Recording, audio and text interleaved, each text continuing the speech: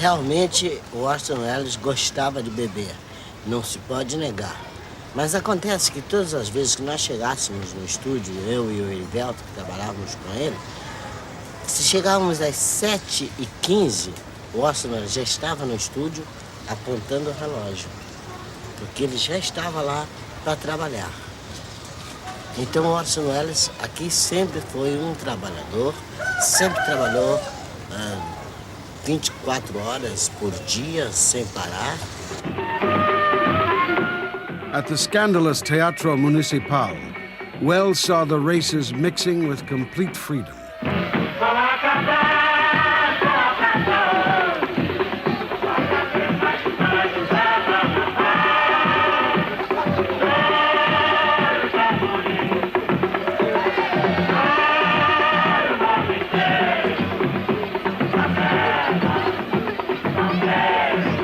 The big hit of the 1942 carnival was the samba Praça 11, the name of the principal square of the Black Quarter of Rio. It was written by Erivelto Martins. Que foi sucesso no Carnaval de 42, que ele assistiu. E o filme foi feito em 43, esteve sendo feito em 43. Então, o leitmotiv do filme é o meu samba Praça 11, que é o sucesso do ano anterior, que é eu cantando o desaparecimento da Praça 11, a praça onde o sambista desfilava, onde as escolas de samba desfilavam, que era o local do samba espontâneo. O povo não tinha turismo, não tinha alto-falantes, não tinha banda de música, era música espontânea. Vão acabar com a Praça 11, não vai haver mais escola de samba, não vai. Chora o tamborim, chora o morro inteiro, favela, Salgueiro, Mangueira, Estação Primeira, guardai os vossos pandeiros, guardai, porque a escola de samba não sai. Adeus, minha Praça 11, adeus. Mr. Orson Welles, Copacabana Palace, Rio de Janeiro, Brazil. Cable where I could phone you Saturday around noon New York time. Regards, George Schaefer. Await your call, 272-416. Fondest regards. Dear Orson, I've been trying for past 2 days to reach you on phone, but unable to get through connection. Stop. There were several times the studio got a little bit peeved with Orson Welles. And to make it tougher on him, they wouldn't send us Technicolor film. Didn't matter to us. We were getting paid. We were sitting down there having a wonderful time. He acted very strangely with Brazil. Besides, he had a relationship with a girl down there, and he would disappear for maybe 2 or 3 hours when they were supposed to be shooting. I guess some of that was brought out in the Lynn Shores reports. Lynn Shores, Wells' production manager, had begun to panic. He started to write a succession of letters detailing his many agonies to the head of production back at RKO. Dear Walter, I am enclosing working report for the week April 7th to 13th inclusive, our 12th week here. Last Friday, Wells ordered day and night shots in some very dirty and disreputable nigger neighborhoods throughout the city. I was advised by the assistant director that this would cause trouble if we were caught, as the government is very touchy on the colored question down here and even prohibits sightseeing cars from taking tourists into these sections. As Wells could not be located, this is the day he ducked Schaefer's telephone call all day, I finally sent the company out. I've been trying to reach you on telephone last 48 hours. Must talk with you, George Schaefer. We had more on those people that were with us than the studio had on us. We could blackmail anybody that was down there with us.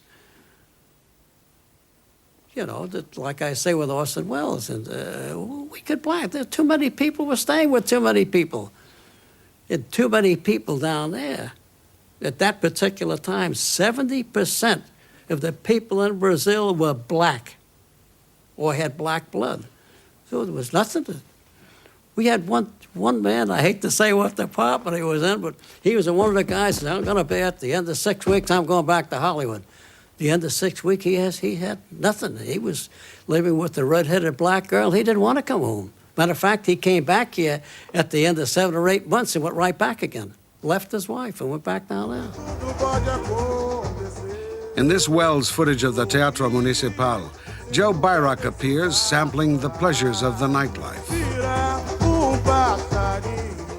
In another rare moment, Wells himself is glimpsed on the left of the picture, filming and then adjusting his 16mm camera. It was a bone of contention between RKO and Orson. What he was shooting, what the carnival consisted of.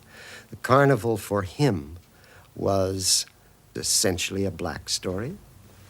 The story of Brazilian music started in black communities, in the slums, just as jazz started in the black communities and made its way into the white strata. So they were very unhappy with what he shot. Lynn Shores also seems to have reported that Orson Welles was filming the seedier side of life. What was your interpretation of that? We didn't want the seedy side shown. We wanted something uplifting, and we weren't getting it. E recebia sempre reportagens, recebia sempre notícias de que Orson Welles filmou o dia inteiro só negros.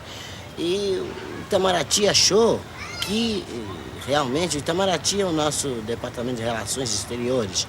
Realmente, o indicado, o enviado da RKO estava com a razão, que estavam filmando muitos negros. Então, a sociedade brasileira se movimentou no sentido de boicotar o filme do Orson Welles através da RKO. E como de fato boicotou e deixou o Orson Welles sem dinheiro. The studio personnel had lost confidence in Welles. We were not getting any very constructive information from Brazil or in any part of South America. And I, for one, was very unhappy about the whole situation. Well, it was just as the picture was really, truly getting underway. And there were many arguments about a big Las Vegas nightclub review of Pan America. All of the countries came out and sang a little bit of their song, and it was a beautiful thing with lots of beautiful girls and the flags of each nation coming out in a great Pan America number.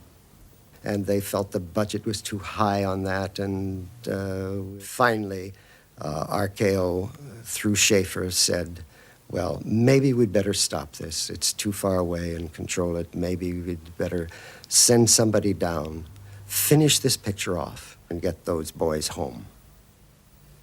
The announcement by RKO and all the Rio papers that they would henceforth not be responsible for any debts of Mr. Orson Welles signaled the end of the South American adventure. Orson Welles, quando foi embora, me ofereceu uma cigarreira de prata com uma homenagem muito bonita. Cigarreira essa que numa das minhas bebedeiras eu acabei perdendo dentro de um táxi.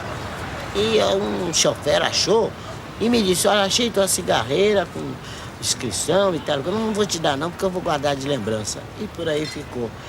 Ficou a minha saudade do Orson Welles, ficou a minha vontade de ver o filme que eu tinha feito, o primeiro filme para o estrangeiro, e mais nada. Essa é a outra oportunidade que eu tenho de fazer um filme para a Europa de fala inglesa. E eu agradeço muito essa oportunidade que estão me dando. O que é essa saudade? Ele está perguntando por que essa palavra saudade. Saudade, meu caro diretor, não tem tradução. Se você quiser traduzir, você dirá que é uma certa melancolia de não termos mais aquele amigo certo, das horas certas. E então ficou saudade.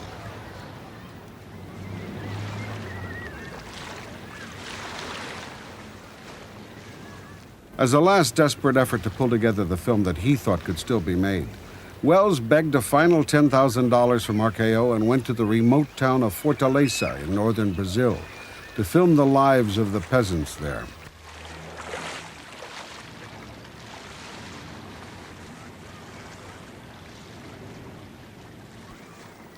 The scenes were intended as background to the story of 4 local boatmen, or jangaderos, who had made an epic voyage to Rio on a flimsy raft to protest about the harsh conditions of their life. Making the film in such a remote area and with such limited means taxed Wells' ingenuity to the utmost. But 4 men on a raft is yet another tantalizing Wells might have been.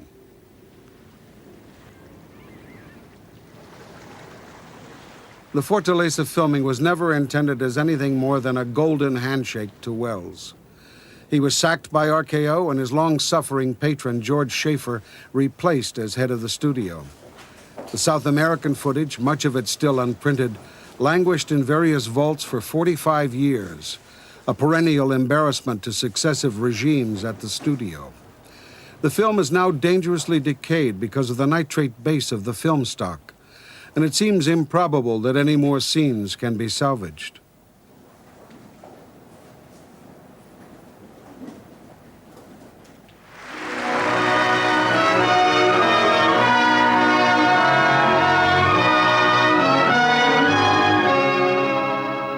As an ironic revenge on Wells, his Pan-American pageant idea reappeared in the 1945 RKO film Pan Americana, now safely contained in the studio and sanitized for popular consumption.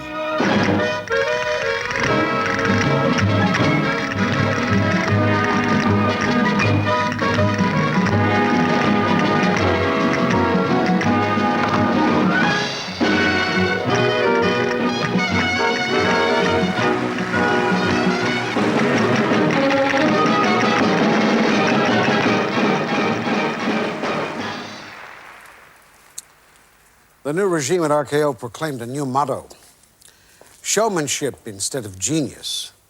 It was, of course, a perfectly overt reference to Orson Welles. The new boss at RKO was Charles Kerner, who had run their chain of movie theaters but never produced a picture. Even so, his regime was to be one of the company's most successful financially, and under very special circumstances. There was a war on.